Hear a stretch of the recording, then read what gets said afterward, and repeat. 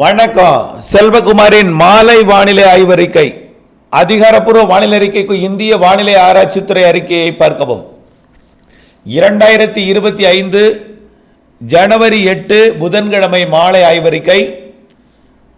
வங்கக்கடலில், அதாவது தெற்கு மத்திய வங்கக்கடல் பகுதியில் நீடித்துக் கொண்டிருக்கூடிய காற்று சுழற்சி கண்டிப்பாக வரக்கூடிய 11, 12, 13, 14 தேதிகளிலே இலங்கைக்கு தென் கிழக்கு புறம் வந்து பிறகு இலங்கைக்கு தெற்கு புறம் வந்து குமரி கடற்பகுதிக்கு நகர இருக்கிறது. பொங்கல் தினத்திலே குமரி கடல் பகுதியில் நீடித்துக் கொண்டிருக்கும். இதன் காரணமாக வரக்கூடிய 10ஆம் தேதி இலங்கைக்கு மழைப்பிடிப்பை தொடக்கும். 11ஆம் தேதி டெல்டா மாவட்டங்கள் தென் மாவட்டங்களுக்கு மழைப்பிடிப்பை தொடக்கும் பொழுதே சற்று கனமழை பொழிவாகவே தொடங்கும்.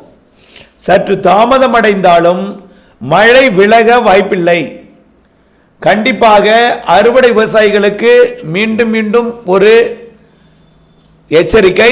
முதிர்ந்த நெல் தானியங்களை அறுவடைக்கு பக்குவம் அடைந்த அறுவடைக்கு தயாராக இருக்கக்கூடிய நெல் தானியங்களை உங்களுக்கு மேலும் ஒரு 2 நாள் கூடுதலாகவே வாய்ப்பு வழங்கி இருக்கிறது.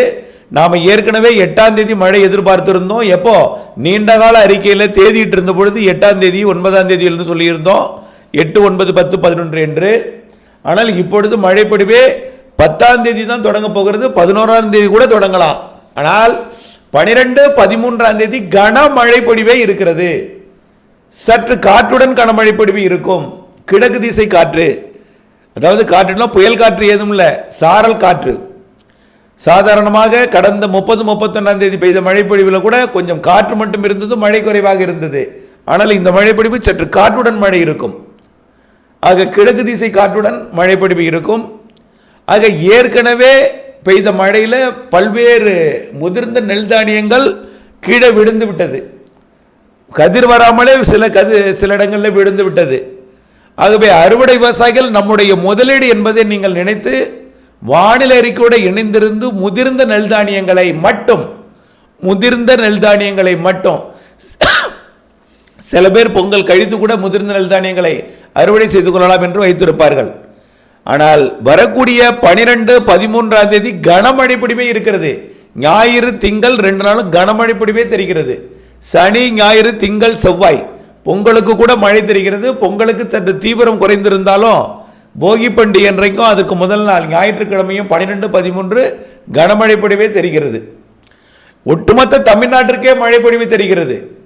ஆந்திர எல்லையோர, கர்நாடக எல்லையோர, கர்நாடக பகுதி கூட மழை வாய்ப்பு தெரிகிறது. காரணம் என்னவென்றால், நிகழ்வு இலங்கைக்கு அருகே வரும்பொழுது வட இந்திய நிலப்பகுதிகளில் ஒரு காற்று சுழற்சி உருவாகி இருக்கு ஏற்கனவே. அந்த காற்று சுழற்சி தற்பொழுது ராஜஸ்தான், மத்திய பிரதேசம் பகுதியில் நீடித்துக் கொண்டிருக்கு. அது இன்னும் கொஞ்சம் தெற்கு தென்கிழக்கு பகுதியாக மத்திய பிரதேசம் மற்றும் மகாராஷ்டிரா ஒட்டி வந்து அமையும் என்று எதிர்பார்க்கப்படுகிறது. மேற்கத்திய இடையூறும் சற்று இறங்கி வந்து அமையும் என்று எதிர்பார்க்கப்படுகிற காரணத்தினால வட இந்திய நிலப்பகுதியோட ஒரு இணைப்பு சுழற்சியை பெற்று காற்றோட இணைப்பு, அதாவது இணைப்பு சுழற்சியின் காரணமாக மழைப்பொழிவு ஆந்திர பிரதேசத்தின் கர்நாடக எல்லை, அதாவது தமிழ்நாடு எல்லையோரத்திற்கும் கர்நாடகாவின் தமிழ்நாடு எல்லையோரத்திற்கும் மழைப்பொழிவை கொடுக்கும். ஆகவே தமிழ்நாட்டின் ஆந்திர கர்நாடக எல்லையோரத்துக்கு கூட மழை வாய்ப்பு தெரிகிறது. அப்போ கேரள எல்லையோரத்திற்கு கண்டிப்பாக இருக்கும், நீலகிரி உட்பட. அப்ப கிருஷ்ணகிரி, தர்மபுரிக்கும், திருப்பத்தூர், வேலூர், ராணிப்பேட்டைக்கும் மழை வாய்ப்பு தெரிகிறது. 12, 13ஆம் தேதி ஞாயிறு திங்கள் போகி பண்டிகை அன்றைக்கு 13ஆம் தேதி, அதற்கு முதல் நாள் ஞாயிற்றுக்கிழமையும் மழை வாய்ப்பு தெரிகிறது. 11ஆம் தேதி மழைப்பொழிவு டெல்டா மாவட்டங்களுக்கும் தென் மாவட்டங்களுக்கும் நல்ல மழைப்பொழிவை கொடுத்து கொண்டே 12, 13ஆம் தேதி முன்னேறி நல்ல மழைப்பொழிவை டெல்டாவிற்கும் கொடுக்கும், மேற்கையும் கொடுக்கும், வடக்கையும் கொடுக்கும், வட உள் மாவட்டங்களும் கொடுக்கும். சென்னை, திருவள்ளூர் உட்பட, கன்னியாகுமரி உட்பட, நீலகிரி உட்பட, மேற்கு தொடர்ச்சி மலை மாவட்டங்கள் உட்பட, உள் மாவட்டங்கள் உட்பட, டெல்டா மாவட்டங்கள் எல்லா தமிழ்நாட்டின் எல்லா மாவட்டங்களுக்கும், அதாவது தமிழ்நாடு, புதுச்சேரி, காரைக்கால், மாகே, ஏனாம் கிடையாது, மன்னிக்கவும், மாகே மற்றும் கேரளா, ஆந்திர பிரதேசத்தோட தமிழ்நாடு எல்லையோரம், கர்நாடகாவோட தமிழ்நாடு எல்லையோரம் இதுவரைக்கும் மழை வாய்ப்பு இருக்கிறது. ஆக அந்த நிகழ்வு 11ஆம் தேதி, அதாவது 10ஆம் தேதி எதிர்பார்க்கப்படுகிறது மழை தொடக்கம். ஒருவேளை தாமதம் அடைந்தாலும் 11ஆம் தேதி தொடங்கினோம். மழை எப்பொழுது தொடங்கினாலும் 4 நாள் என்று சொல்லியிருக்கிறோம். 8ஆம் தேதி தொடங்கினால் 11ஆம் தேதி சொன்னோம், 9ஆம் தேதி தொடங்கினால் 12ஆம் தேதி சொன்னோம், 10ஆம் தேதி தொடங்கினா 13ஆம் தேதி சொல்லியிருக்கிறோம். ஆனால் இப்போ 11ஆம் தேதி தொடங்குறது, 14ஆம் தேதி வரை மழை இருக்கு. ஆகவே மழை நிகழ்வு நெருங்கி வருவதில் தாமதம், ஆனால் மழை தொடக்குவதில் எந்தவித மழை கொடுப்பதில் எந்தவித பிரச்சனையும் இல்லை. மழை வருவதில் தான் தாமதம், மழை கொடுத்து விட்டு தான் விலகி போகும். அந்த மழைப்பொழிவை மழை பற்றாக்குறையான பகுதிகளுக்கு ஒரு நல்ல மழைப்பொழிவை கொடுக்கும். தற்பொழுது அதாவது மழைப்பொழிவு இல்லாத இடங்களுக்கும் மழையை எதிர்நோக்கக்கூடிய இடங்களுக்கும் 12, 13ஆம் தேதி கனமழை பொழிவை கொடுக்கும் என்று எதிர்பார்க்கப்படுகிறது, உள் மாவட்டங்களுக்குமே. அதே போல அந்த பொங்கல் நாளிலும் லேசான மிதமான மழை பொழிவு இருக்கும். மாட்டுப் பொங்கல் அன்றை கூட தூறல் சாரலாம் இருக்கிறது. 16, 17 இடைவெளி கொடுத்து 18ஆம் தேதியும் இடைவெளி கொடுக்கும் என்று எதிர்பார்க்கப்படுகிறது. முதிராத நெல் தானியங்கள் கொண்ட விவசாயிகள் அச்சப்பட வேண்டாம். 16, 17, 18ஆம் தேதி உங்கள் அறுவடையை செய்து கொள்ளலாம். 16, 17, 18ஆம் தேதி. அடுத்த நிகழ்வு 19, 20, 21, 22ஆம் தேதி வரும் என்று எதிர்பார்க்கப்படுகிறது. அதுவும் ஒரு நல்ல மழைப்பொழிவை கொடுக்கும். இடையில 2 நிகழ்வு, பொங்கலுக்கு முன் வருவதும் பொங்கலில் வருவது ஒரு நிகழ்வு.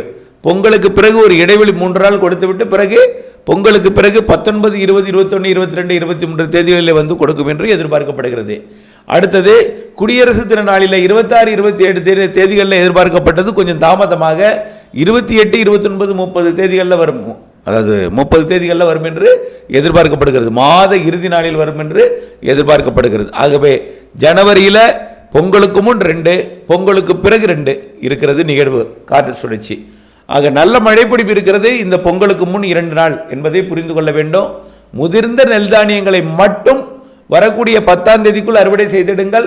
இன்றைக்கு தேதி 8, நாளை 9, நாளை மறுதினம் 3 நாள் இருக்கிறது. இன்றையோட சேர்த்து நாளை 9, மறுநாள் 10ஆம் தேதிக்குள் அறுவடை செய்திடுங்கள். 11ஆம் தேதி கூட அவங்களுக்கு அறுவடைக்கு வாய்ப்பு வழங்கலாம். சில இடங்களில் கண்டிப்பாக மழைப்பொழிவு 12, 13 கனமழைப்பொழிவை கொடுக்கும். 11ஆம் தேதி மழைப்பொழிவை தொடக்கும். குளிர்கால மழைப்பொழிவில் சேர்த்து பெய்ய போகிற இந்த மழைப்பொழிவு நல்ல ஒரு மழைப்பொழிவாக 12, 13ஆம் தேதி அமையும் என்று எதிர்பார்க்கப்படுகிறது. பொங்கல் தினத்திலும் மாட்டுப் பொங்கல் தினத்திலும் மிதமான லேசான மழைப்பொழிவுகள் இருக்கிறது. அதற்கு பிறகு 3 நாள் இடைவெளி இருக்கிறது என்பதை புரிந்து கொண்டு வானிலை அப்டேட்ஸுடன் இணைந்திருந்து வானிலை அறிந்து விவசாயம் செய்திடவும். அறுவடைக்கு தயாராக இருக்கக்கூடிய நெல் தானியங்களை மட்டும் இப்பொழுது 10ஆம் தேதிக்குள் அறுவடை செய்திடுங்கள். தயாராகாத நெல் தானியங்களை வரக்கூடிய 16, 17, 18 தேதிகளில் அறுவடை செய்திட திட்டமிட்டு அதாவது ஆயத்தத்துடன் இருங்கள். அடுத்த நிகழ்வு 19ஆம் தேதிக்கு மேல் வரும் என்பதையும் 23ஆம் தேதிக்கு மேலும் ஒரு சிறப்பானது ஒரு மழைப்பொழிவை கொடுப்பதற்கு வாய்ப்பு இருக்கிறது என்பதையும், அது தமிழ்நாடு ஊடாக கரை கடந்து போகக்கூடிய நிகழ்வாக இருந்தால் சற்று ஒரு 2 நாள் கூடுதலாகவே கொடுக்கும். 23 என்பது 24ஆம் தேதி கூட மழை தொடரலாம். கொஞ்சம் அதுவும் நல்ல மழைப்பொழிவாகவே தெரிகிறது. ஆகவே பொங்கலுக்கு பின் வரக்கூடிய நிகழ்வு கூட 19லிருந்து வரக்கூடிய நிகழ்வு கூட ஒரு நல்ல ஒரு மழைப்பொழிவை கொடுக்கும் என்று எதிர்பார்க்கப்படுகிறது. கண்டிப்பாக வானிலை மாறுதல் அறிந்து வானிலை அப்டேட்ஸ் அறிந்து அறுவடைக்கு இடைவெளி அறிந்து அறுவடை செய்திடுங்கள். நன்றி.